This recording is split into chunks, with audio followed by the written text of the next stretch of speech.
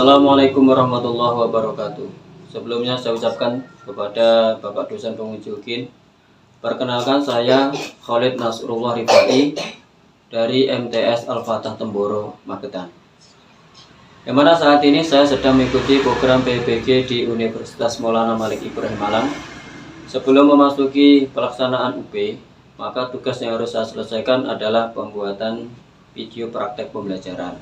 Untuk video yang kami buat bertemakan sujud tilawah. Mudah-mudahan video yang kami sajikan kepada penguji UKIN sesuai dengan apa yang diharapkan, dan kami mohon saran dan kritiknya agar proses pembelajaran kami lebih baik dari yang sebelumnya. Demikian, wassalamualaikum warahmatullahi wabarakatuh.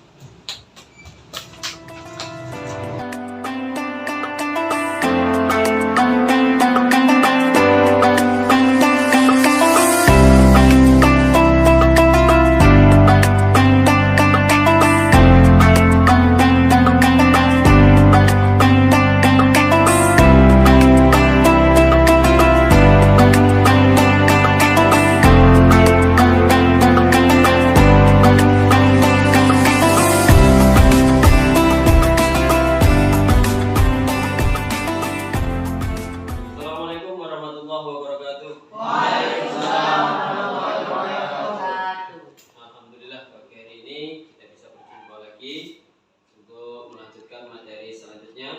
Kalau kemarin kita bahas bab sujud syukur, materi yang akan kita pelajari hari ini itu adalah sujud tilawah. Tapi untuk sebelum materi kita mulai, untuk ketua kelas saya minta pimpin doa terlebih dahulu. Silakan. Bismillahirrahmanirrahim. Bismillahirrahmanirrahim. Rabbi yassir wa la tu'assir.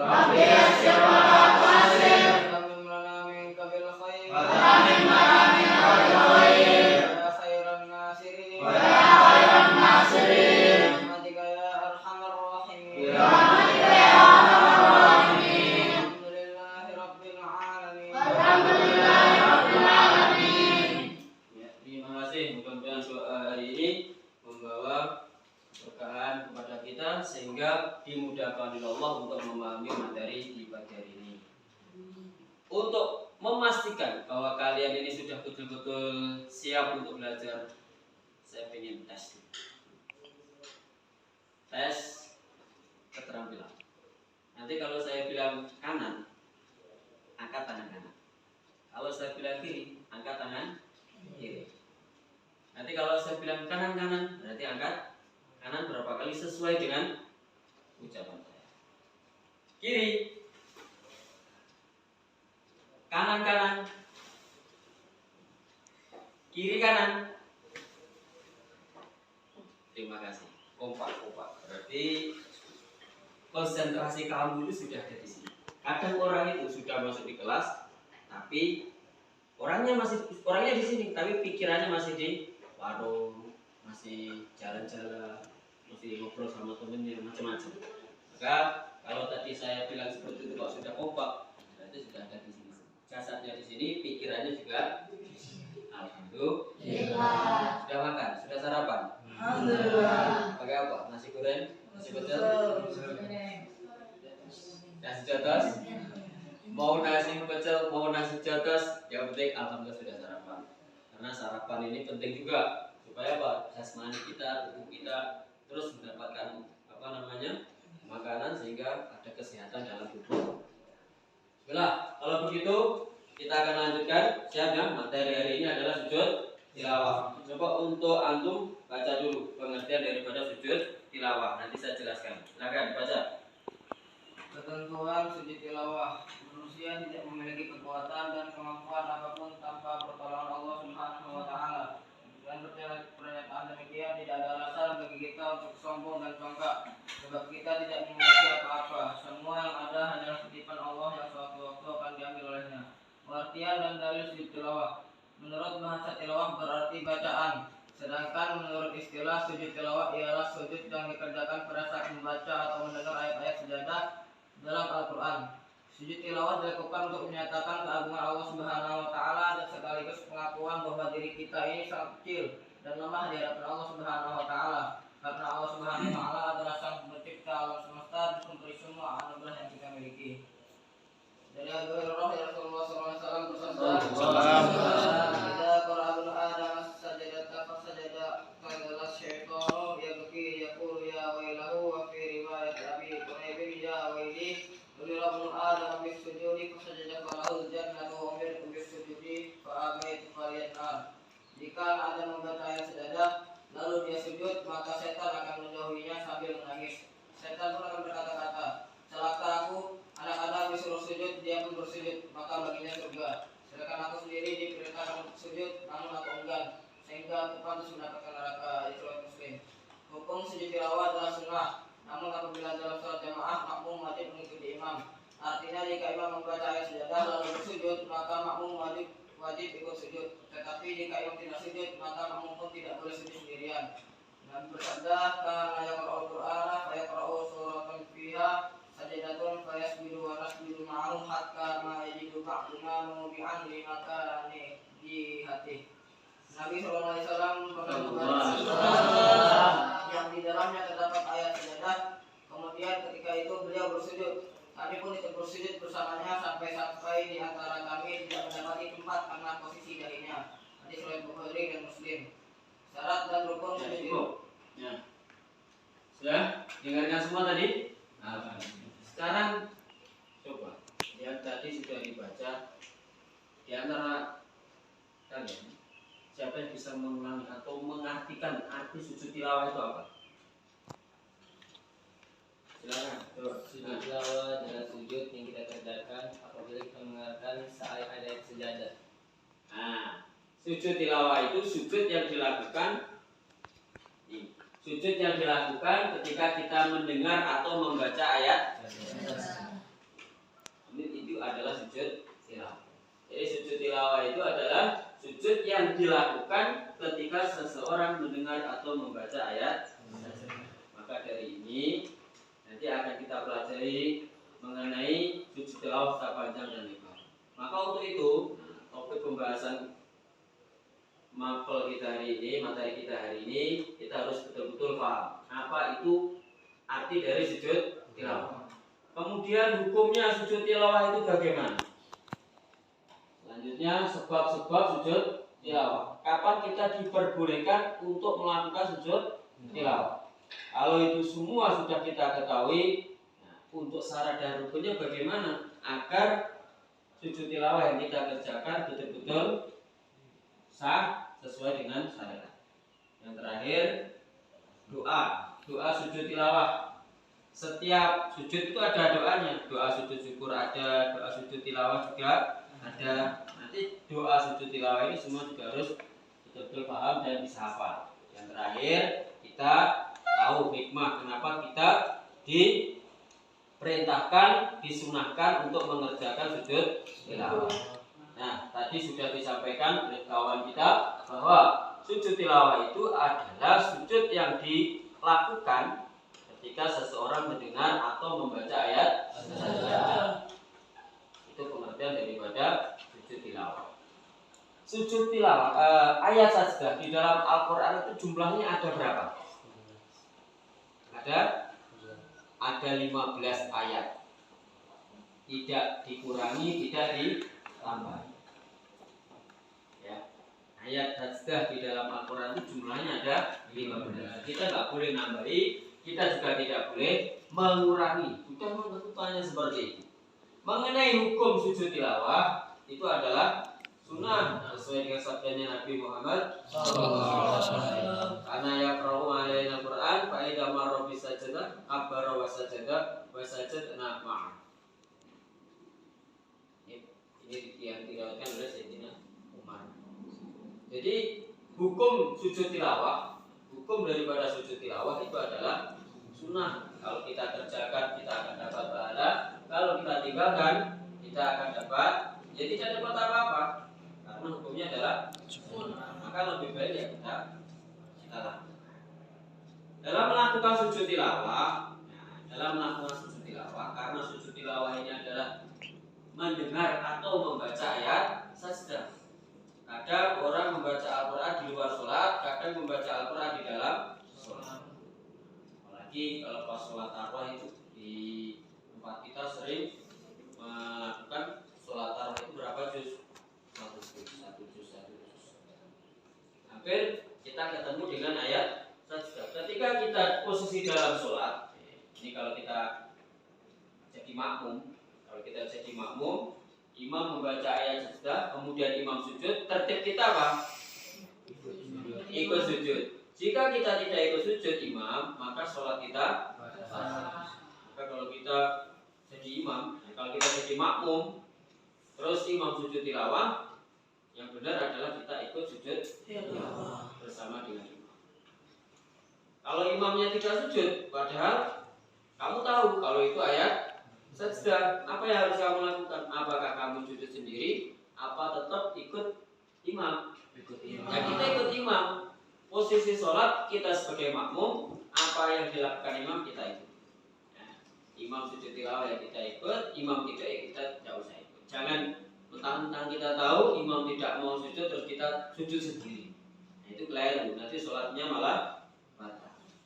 Ini perlu kita pahami. Beda dengan di luar sholat. Kalau di luar sholat kita membaca Al-Quran atau pas kita mendengarkan bacaan dari teman, berjumpa dengan ayat sajdah, kita langsung sujud tilawah boleh sujud tilawah langsung kita lakukan.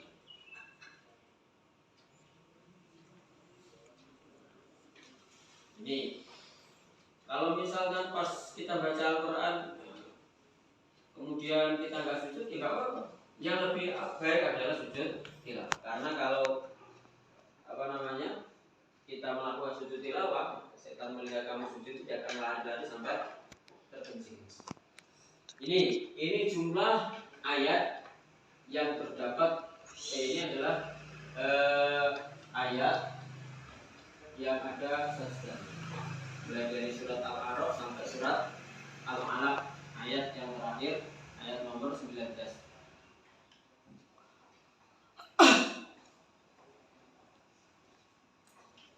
Kemudian syarat sujud tilawah.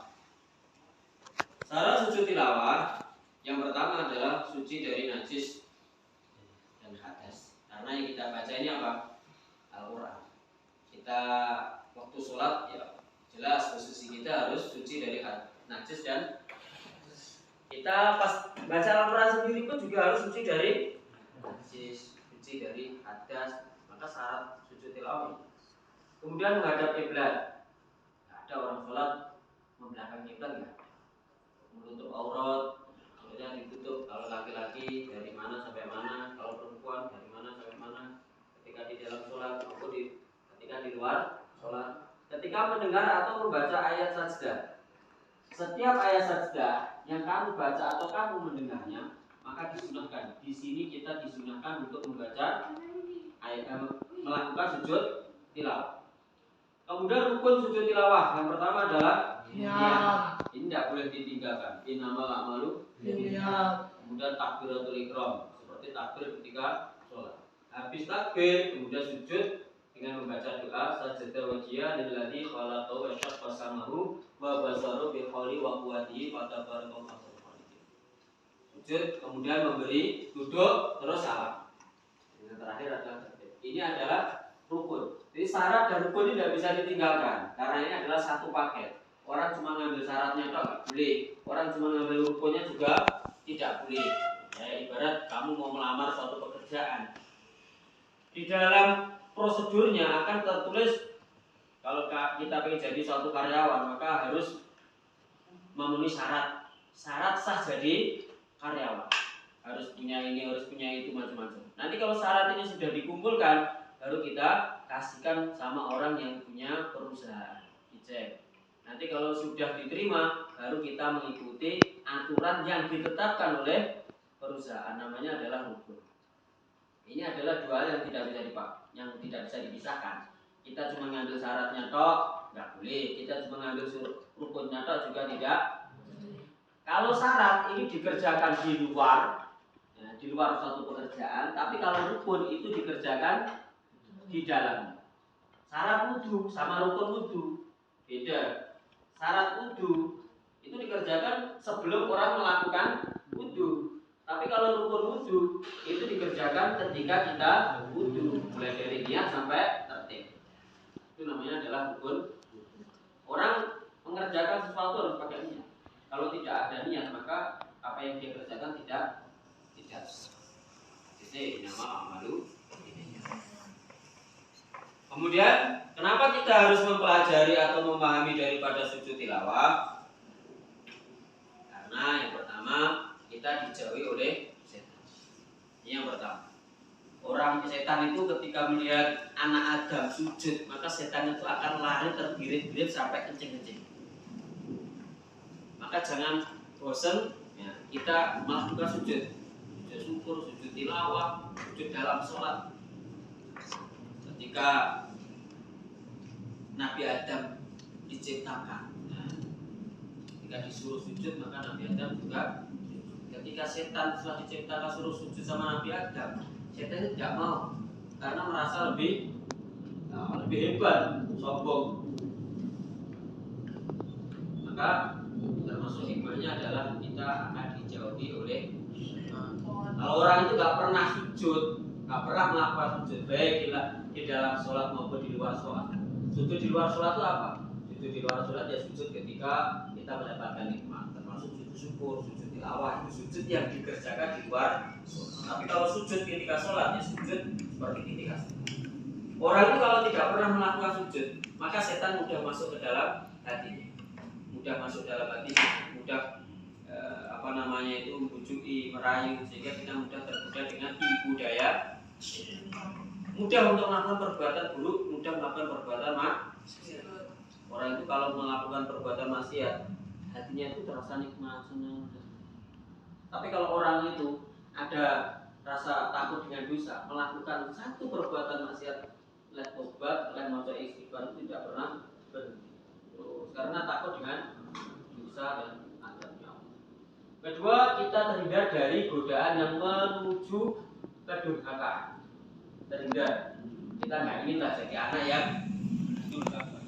Jadi kalau anak durhaka itu doanya tidak akan pernah diterima sepandai-pandainya anak. Jika anak itu sudah berani dengan orang tuanya, berani dengan ibunya, berani dengan bapak, maka doa yang dia ucapkan tidak akan pernah dikabulkan oleh.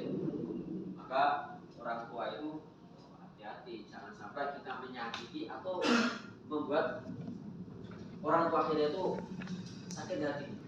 Bicara kasar, bicara yang keras di depan orang tua itu tidak boleh, itu termasuk kita. Yang nomor 3, kita mendapat jaminan surga. Jaminan surga ini bukan semata-mata karena cuma melakukan sujud tilawah, tetapi harus diikuti dengan ketakwaan kepada jaminan surga. Orang beriman itu jelas akan mendapatkan jaminan masuk di dalam surga. Tapi begini, kita melakukan sujud tilawah bukan hanya sekedar sujud. Sujud tilawah, kita mengerjakan sujud baik di dalam sholat maupun di luar sholat, harus disertai dengan ketakwaan kepada Allah. Kita mengerjakan itu bukan pengen kita dilihat orang, pengen dipuji orang, bukan.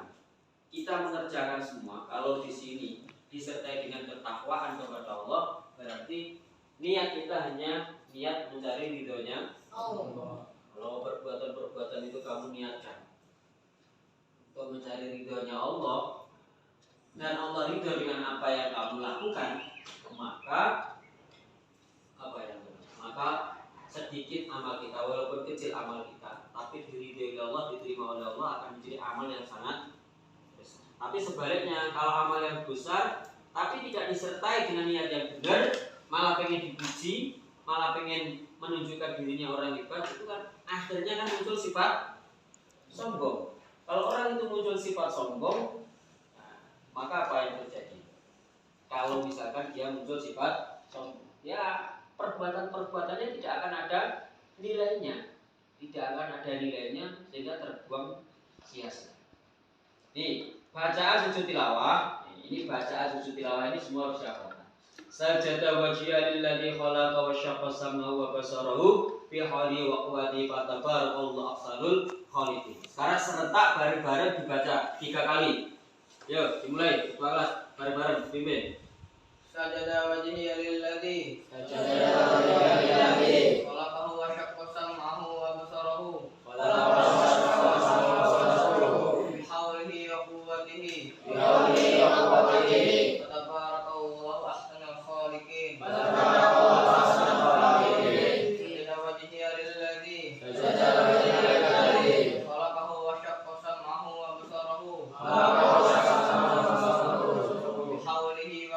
quwwatihi. بحوله وقوته Fatabarakallahu ahsanul khaliqin. فتبارك أحسن الخالقين Sajada wajhihi lilladzi سجد وجهه الذي khalaqahu wa syaqqa sam'ahu wa basarahu خلق وشق سمعه وبصره bihaulihi wa quwwatihi. بحوله وقوته Fatabarakallahu ahsanul khaliqin. فتبارك أحسن الخالقين.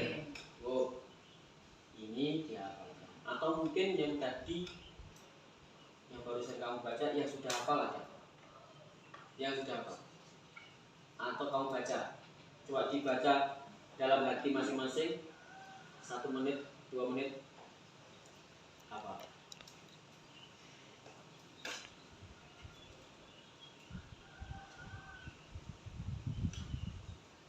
Hafal?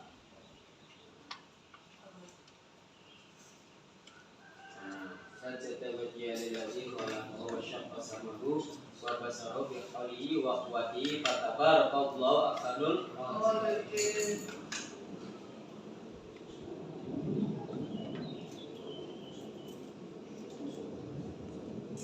Ya, coba siapa yang hafal?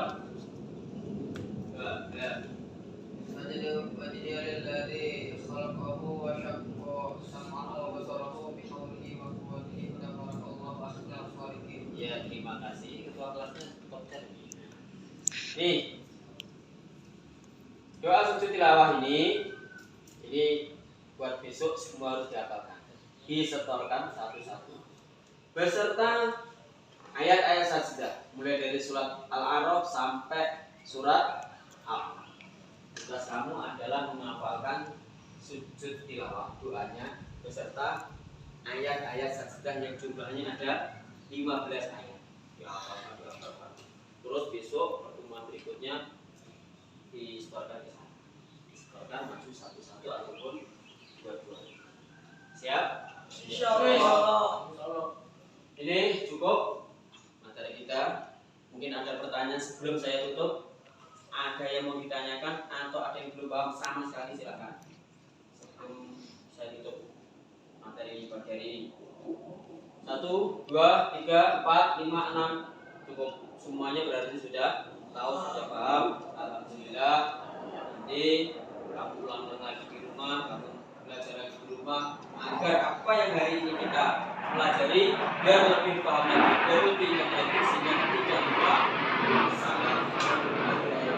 Kalau besok bukannya karena ini sudah depan dari sistem saya orang-orang. Baik, kalau begitu kita akhiri pelajaran di pagi hari ini. Mudah-mudahan apa yang kita pelajari Allah berikan kepada kita, ya, sehingga memberikan manfaat untuk kita, untuk keluarga kita dan untuk orang lain. Assalamualaikum warahmatullahi wabarakatuh. Waalaikumsalam warahmatullahi wabarakatuh.